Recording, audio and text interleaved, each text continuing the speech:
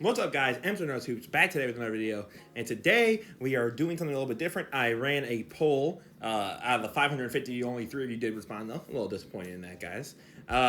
But you guys did want to see a little retro breakdown that I've been able to get my hands on and work into, which is LeBron James' first playoff series. Something LeBron did that you should also do is subscribe, leave a like, comment. For sure do that.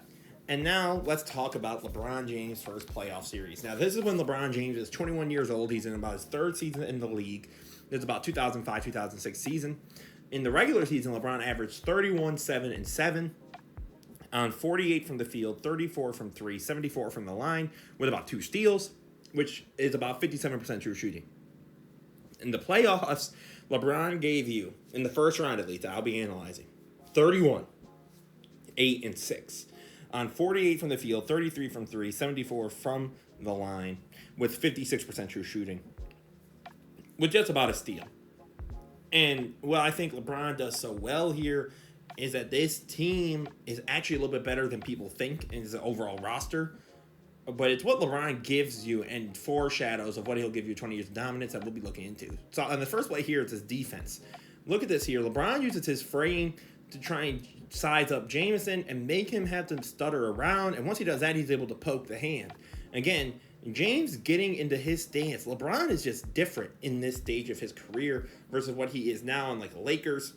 And again, look here, he's going to get the ball up to Jameson. And Bron just does a good way of making you contort your body to a way that helps you help him. In those plays, we all saw how when a player like Antoine Jameson, who is no small player whatsoever, tried to size up LeBron, LeBron instead used it as an opportunity to get his body into a position where he is able to then take advantage of it all and attack, swipe, steal, and really be able to make a defensive effort. Now, at times, this did also lead to foul trouble, but as a whole, LeBron was really bringing it defensively that I think a lot of people really just kind of cast aside to just being in Miami. And now, of course, we're going to talk about LeBron, the passer playmaker. Coming up here on this play, you got Ilgauskas setting you a screen. Again, setting another one. And as he rolls here, you see they set the hard double to LeBron. And pay attention here on the right side, as that little off-ball screen created enough separation for LeBron to kick to the man on the right to get the wide open bucket. Again here, take a look. As LeBron's going to use this Ilgauskas pick and roll because Ilgauskas' man almost commits to LeBron in the possible drive through his eyes. And he's then able to throw a perfectly placed ball that only Ilgauskas would get. Again, the use of the pick and roll here by this Cavs team under Mike Brown is so excellent. Again, just take a look. Ilgauskas just dives. And again, it's basically uncontested going to the rim with LeBron passing a ball that only Ilgauskas can get. And that's the other thing, too, when I was watching this film. Ilgauskas and LeBron and just LeBron's playmaking in general is so much more elementary. It's so much more simple now than it is now. And that's not even a negative. Again, LeBron still has incredible passes in the series or just really good passing efforts, as you'll see in these highlights. But just as a whole, LeBron was very much so off ball than even what I remember. Because, again, a lot of people talk about these young Cleveland teams, and you would think that's all he did. Now let's talk about LeBron as a scorer. So here LeBron's going to set a nice pick and get Gilbert to be the one-on-one matchup, to which he automatically starts the poster. Poor little Gilbert Arenas up. And just is able to take advantage before the man comes over to the double and gets it off the glass. Again, look at this here. LeBron attacks so eloquently through body control. And again, coming up here, you're going to see LeBron actually using off-ball a lot more. So here's going to get the off-ball screen to create that little separation. Again, LeBron then has a smaller man to poster up on. And what he does so well here is the footwork. Because it always makes it look to his man as if he's about to drive, which always causes a little step back. And because, again, how much of a threat LeBron James is at the rim, it makes it so much tougher to attack. Now, there's something else I want to talk about with this series. And I believe now, again, just through my watching of the film, a little bit of a misconception.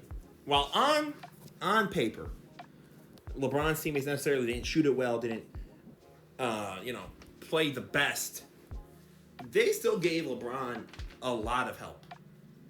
And what I mean by that is not that he's playing with some super duper star, but that these role players really were doing their job. So, for example, Larry Hughes gave you 3 steals a game in a 6-game series.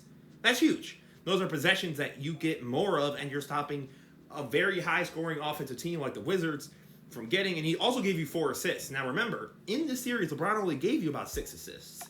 So to know that LeBron had these extra facilitators and playmakers, along with someone like Eric Snow, who gave you about a steal a game and also gave you 3 assists a game, and then Ilgauskas was giving you 2.3 blocks, on paper, this team might not blow you away.